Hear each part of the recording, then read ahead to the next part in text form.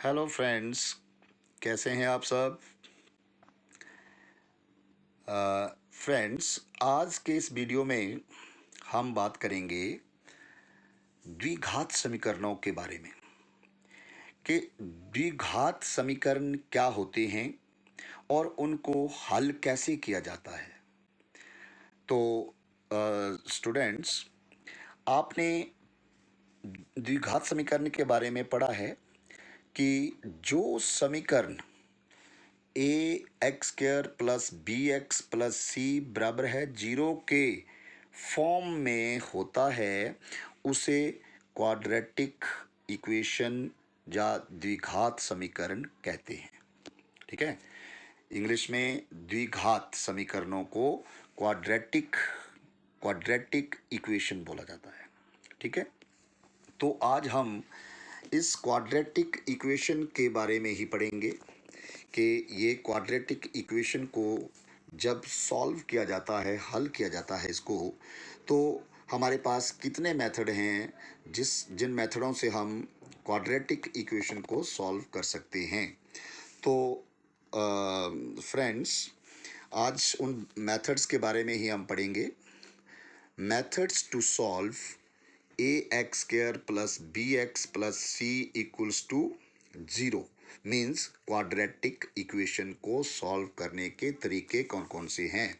तो जो first rule है वो है फैक्टोराइजेशन मेथड। फैक्टोराइजेशन मेथड मतलब गुणनखंडन विधि कि कैसे हमने फैक्टर बनाने हैं, गुणनखंड बनाने हैं, मिडल टर्म को स्प्लिट करके और उससे उसको कैसे सॉल्व करना है। दूसरा मेथड है हमारा क्वाड्रेटिक फॉर्मूला। क्वाड्रेटिक फॉर्मूला, इसके बारे में भी पढ़ेंगे हम। और थर्ड मेथड है हमारा bye making perfect square. Perfect square, ठीक है, पूर्ण वर्ग बनाने की विधि। पूर्ण वर्ग बनाकर हम किसी भी द्विघात समीकरण को कैसे सॉल्व कर सकते हैं। तो these are the three methods: factorisation method, quadratic formula और बाय मेकिंग परफेक्ट स्क्वायर। ठीक है, ये तीन मेथड हैं हमारे पास जिनसे हम जो इस तरह के जो हमारे पास द्विघात समीकरण होते हैं, क्वाड्रेटिक इक्वेशंस होती हैं, A x square plus B x plus C equals to 0, और जिसमें x की हाईएस्ट पावर जो है वो 2 होती है और वो इसको इस फॉर्म में लिखा होता है। स्पेशली इन दिस फॉर्म जो इक्वेशन होगी दैट इज क्वाड्रेटिक इक्वेशन। और इसमें ए बी सी, तो ये जनरल इक्वेशन मैंने लिखी है, इसमें कांस्टेंट होते हैं। ए जो है वो एक्स स्क्वायर का कोएफिशिएंट होता है, बी एक्स का कोएफिशिएंट है, और सी जो है वो कांस्टेंट टर्म होती है जिसके साथ ना एक्स है ना एक्स स्क्वायर लगा हुआ है। ठीक है, तो आज हम जो हमारा फर्स्ट मेथड है जिसके बारे में मैंने ऊपर लिखा फैक्टोराइजेशन मेथड, जिसको हिंदी में गुणनखंडन विधि बोलते हैं, उसके बारे में पढ़ेंगे कि वो कैसे हम गुणनखंडन विधि से द्विघात समीकरण को सॉल्व करते हैं। तो इसके मैंने यहाँ पर पहले कुछ वर्किंग स्टेप्स लिखे हैं, इनको पढ़ लेते हैं, फिर आगे हम एग्जाम्पल लेंगे, द्विघात समीकरण लेंगे हम, क्वाड्रेटिक इक्वेशन, और उसको हम कैसे उसके गुणनखंड बनाएंगे वो आगे डिस्कस करेंगे। पर पहले इसके जो वर्किंग स्टेप्स हैं वो क्या है वो आपने याद रखने हैं, क्योंकि सबसे पहले तो वर्किंग स्टेप्स ही होते हैं। अगर ये आपके दिमाग में हैं तो आप इजीली जो है वो उसको कैलकुलेट कर पाएंगे। तो जिसमें फर्स्ट जो हमारा वर्किंग स्टेप्स में फर्स्ट क्या करना, आपने सबसे पहले क्या करना है कि जो आपकी ये क्वाड्रेटिक इक्वेशन इस तरह की होगी, ये इसकी फर्स्ट टर्म होती है, ये मिडल टर्म है और ये इसकी लास्ट टर्म है। तो सबसे पहले हमने क्या करना है कि मल्टीप्लाई करना, हमने multiply first term by last term. कि सबसे पहले तो आपने पहले पद को अंतिम पद से गुणा करना है। ठीक है, multiply first term by last term. ठीक है, वो मल्टीप्लाई करके फिर सेकंड स्टेप में क्या आता है कि सेकंड स्टेप में हम जो मध्य पद होगा, मिडल टर्म जिसको बोलते हैं, मिडल टर्म को ऐसे दो भागों में बांटो, ठीक है। मिडल टर्म ये होती है, मिडल टर्म। इसमें आगे हम क्वेश्चन में डिस्कस करेंगे, बट पहले ये पढ़ लेते हैं। तो बोलता है कि मध्य पद को ऐसे दो भागों में बांटो जिनको जमा या घटा दें, मतलब ऐड कर दें चाहे सब्ट्रैक्ट कर दें।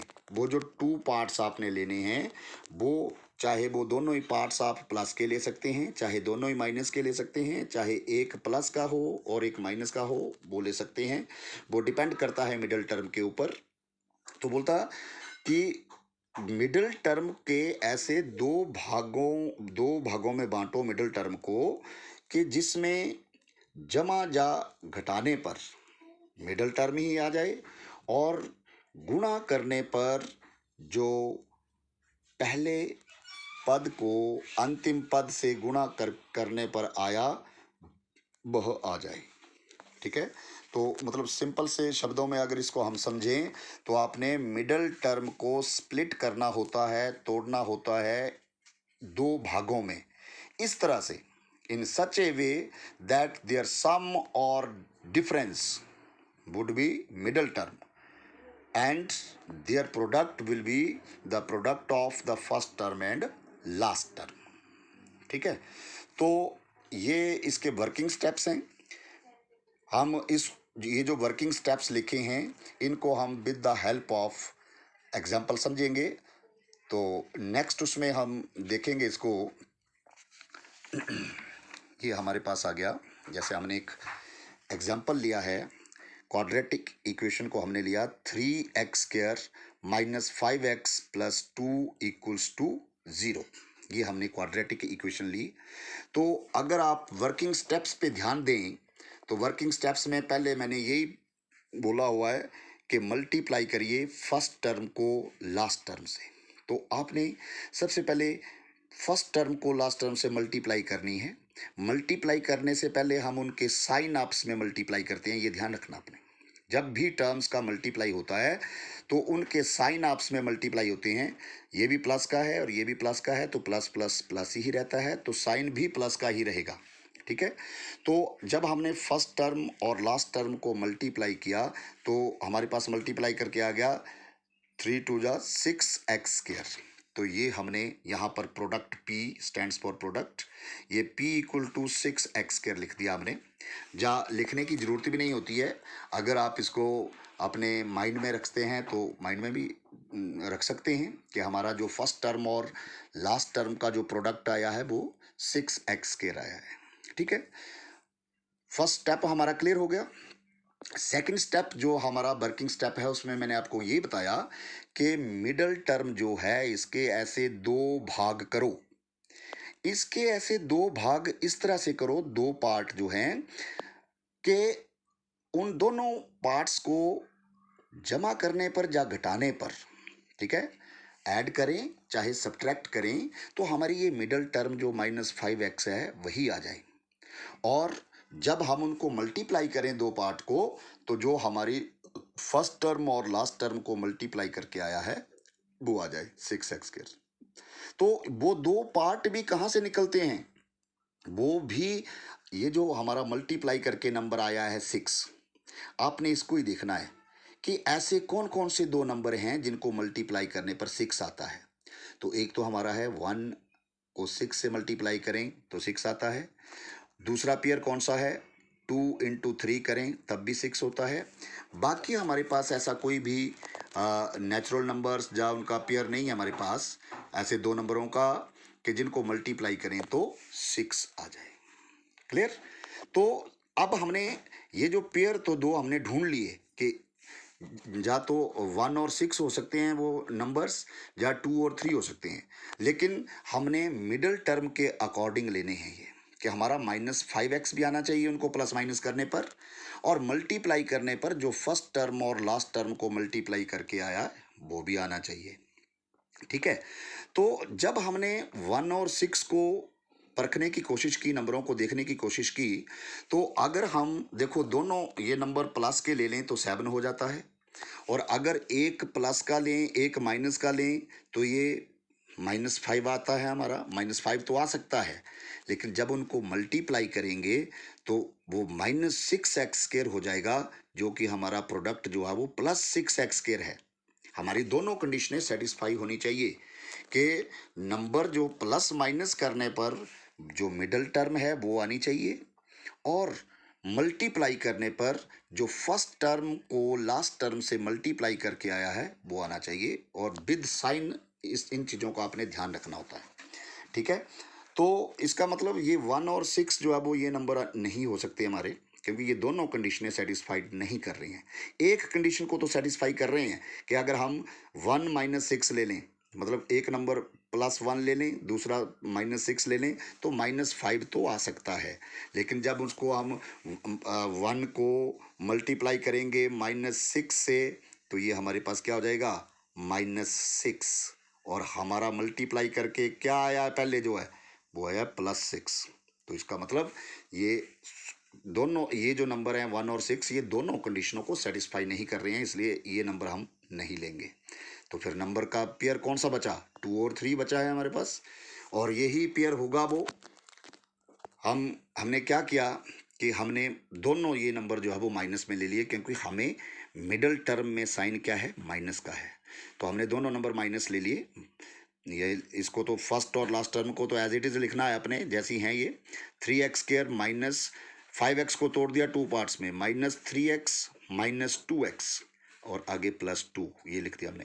अब देखो ये दोनों नंबर जो है वो दोनों कंडीशनें सेटिस्फाई कैसे कर रहे हैं कि इनको जब हम -3x -2x करेंगे तो दोनों टर्म में माइनस की हैं, प्लस हो जाएंगी, लेकिन साइन जो है वो साइन माइनस का ही रहेगा। बड़ी टर्म का होता है, वैसे मैंने आपको बताया है रूल में। तो इसमें बड़ी टर्म भी माइनस की है और छोटी टर्म भी माइनस की है, तो माइनस का साइन रहेगा। तो एक कंडीशन तो हमारी सेटिस्फाई होगी कि -3x -2x करेंगे तो -5x आ गया, जो मैंने वर्किंग स्टेप्स में आपको बताया कि हमारी दोनों कंडीशनें सेटिस्फाई होनी चाहिए कि मिडल टर्म को तोड़ना है 2 पार्ट में इस तरह से कि जिनको प्लस माइनस करने पर मिडल टर्म ही आनी चाहिए, और मल्टीप्लाई करें तो जो फर्स्ट टर्म और लास्ट टर्म को मल्टीप्लाई करके आया वो आना चाहिए। तो हमने ये तोड़ दिया। दोनों हमारे मल्टीप्लाई करने पर भी देखो माइनस माइनस प्लस होता है, तो साइन भी प्लस का रहेगा। 3 को 2 से मल्टीप्लाई करेंगे 6 हो जाएगा, x को x से मल्टीप्लाई करेंगे x² हो जाएगा। तो हमारे पास जो प्रोडक्ट आया है फर्स्ट टर्म और लास्ट टर्म का 6x² वो आ गया। तो दोनों कंडीशनें सेटिस्फाई हो रही हैं, इट मीन्स ये नंबर हमारे बिल्कुल सही हैं। फिर आपने क्या करना है, ये 2 टर्मों का इनका पेयर बना के आपने दोनों पेयर में से कॉमन टर्में निकालनी है। पहले फर्स्ट पेयर में से कॉमन हमने 3x कॉमन लिया, क्योंकि यहाँ 3 यहाँ पर भी है, 3 यहाँ पर भी है, 3 कॉमन आ गया। दोनों में एक x इसमें है और x² इसमें है, लेकिन दोनों में कॉमन क्या है, x। तो हमने x कॉमन ले लिया, इन ब्रैकेट हमारे पास बच गया यहाँ पर x² था, मतलब एक x हमारे पास बच गया, तो x -1। फिर यहाँ पर अगला साइन क्या है हमारा, नेक्स्ट माइनस का है, तो माइनस लगा दिया हमने। इन दोनों में जब हमने कॉमन लिया तो दोनों में कॉमन क्या है, 2, तो इन ब्रैकेट हमारे पास क्या बच जाएगा, x -1। ये -1 क्यों आया, क्योंकि यहाँ बार जो है हमारे पास वो हमने माइनस कॉमन लिया हुआ है। जब माइनस कॉमन होता है तो ये आपने याद रखना है कि नेक्स्ट टर्म जो साइन होते हैं उसके नेक्स्ट टर्म के साइन जो है वो चेंज हो जाते हैं। जब आप इसको कॉमन लेके इन ब्रैकेट लिखोगे तो इन दोनों के साइन चेंज हो रहे हैं।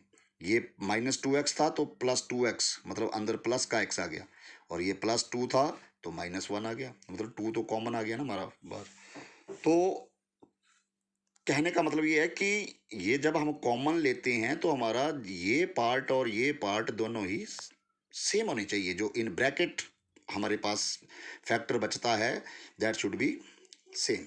तो ये फिर हमने दोनों में से x -1 को कॉमन ले लिया, इन ब्रैकेट हमारे पास क्या बच जाएगा, 3x और -2। तो ये दो फैक्टर बन गए, गुणनखंड बन गए, दोनों इक्वल्स टू 0 हैं, क्योंकि क्वाड्रेटिक इक्वेशन इक्वल्स टू 0 है ये। तो दोनों को हमने x -1 इक्वल्स टू 0 कर देना है।